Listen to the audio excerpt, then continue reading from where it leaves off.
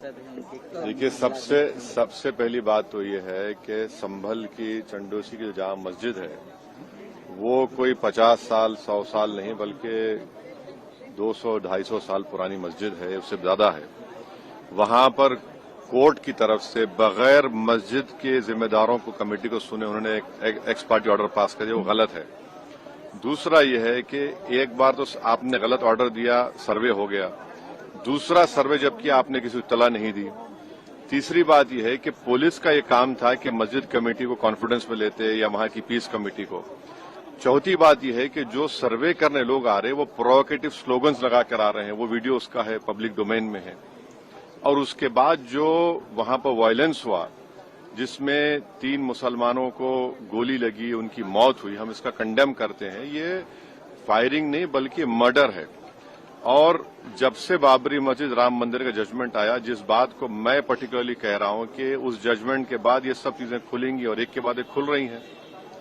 ASI protected monument सब बातें कर रहे हैं, क्या एएसआई के कानून में नहीं है कि आप उसका रिलीजियस नेचर चेंज नहीं, कैरेक्टर चेंज नहीं कर सकते? किस बुनियाद पे कर रहे हैं ये? और आप किस बुनियाद पर अपने फेथ को दूसरों पे थोपेंगे? भाई, कानून कोई चीज है ही नहीं है। जिस दिन कोर्ट में सुनवाई होती है उसी दिन ऑर्डर हो जाता है, उस दिन सर्वे भी हो जाता है। ये तो 1948 में ऐसे ही हुआ था बाबरी मस्जिद में। तो ये जो फायरिंग हुई है ये फायरिंग नहीं है, मर्डर है।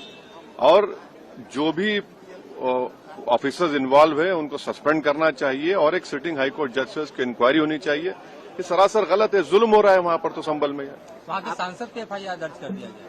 आप जिस पे चाहे कर लीजिए भाई, जिस पे भी चाहे कर लीजिए, जज आप, जूरी आप, सब आप, तो बचेगा क्या फिर? अब सर, जेपीसी में आप लोगों ने समय मांगा है, क्या कहेंगे? जी, जैसा भी आपने हमारे डेलीगेशन तरफ से बोला गया है, मैं उसको रिपीट करना नहीं चाहता। मगर स्पीकर साहब ने बड़ी इत्मीनान से हमारी पूरी जितने मेंबर्स 11 नॉन बीजेपी एमपीज गए थे उनकी बात को सुना। वो बोले कि इसके ऊपर कंसिडर करेंगे और हमको उम्मीद है कि ऑनरेबल स्पीकर साहब इसका टेन्योर बढ़ाएंगे, क्योंकि आप देखिए बंगाल नहीं गई कमेटी, बिहार हम लोग नहीं गए, उत्तर प्रदेश में शिया वक्फ की प्रॉपर्टीज को हमने नहीं देखा। तो ऐसे कई, दिल्ली के मंत्री को बुलाना है, ऐसे कई स्टेट्स है जहां पर कमेटी को जाना चाहिए। वो स्टेक होल्डर्स हैं, उनकी बात को सुनना बहुत जरूरी है। सर, वक्फ बोर्ड अमेंडमेंट बिल को लेकर आप क्या सोचते हैं? क्योंकि लगातार सरकार की तरफ से यही कहा गया कि जो मुस्लिम है, जनता है, उनके हित में है, मुसलमान जो है उनके अभी ये कानून बना नहीं। आप देख लीजिए संभल में क्या हो गया है। अभी ये कानून बना नहीं है। आप देख रहे हैं कि हर जगह पे बोल दिया जा रहा है कि नहीं, ये यहाँ पर 500 साल पहले मस्जिद नहीं थी। इस बिल में ये बिल आर्टिकल 26 का वायलेट करता है। ये संविधान के फंडामेंटल राइट का 26 का ग्रेव वायलेशन है।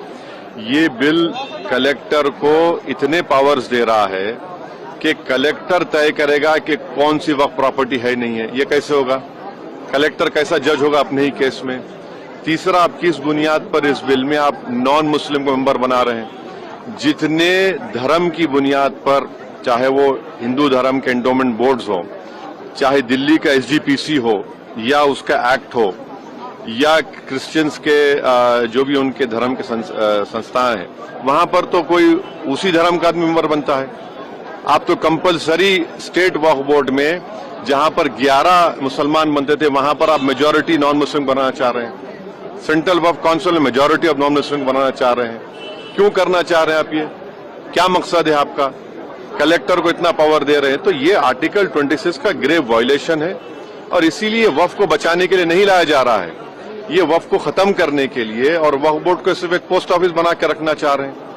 तो जो वक्फ की प्रॉपर्टी है वो गवर्नमेंट की दी भी नहीं है, इसको मुसलमानों की गाड़े खून की कमाई है, तो आप उसको छीनना चाह रहे हैं। और उतना ही मकसद है सरकार का। आप देख रहे हैं संभल में क्या हो रहा है, ऐसे ही और वाकयात होते रहेंगे।